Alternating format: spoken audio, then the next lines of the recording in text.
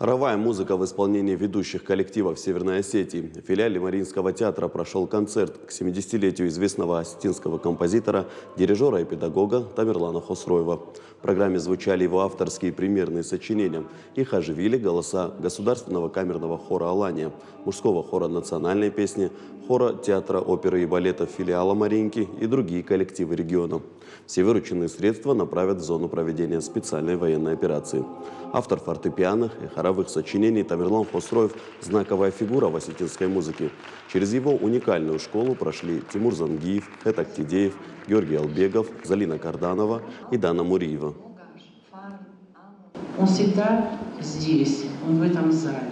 И я знаю, что его строгое, взыскательное ухо всегда по достоинству оценит то, как что-то приготовлено или исполнено. Это замечательно. Хоровые коллективы в таком значительном, что ли, их количестве для нас это впервые, мне так кажется. Хотя бывают у нас праздники песни, но вот в моих концертах это впервые.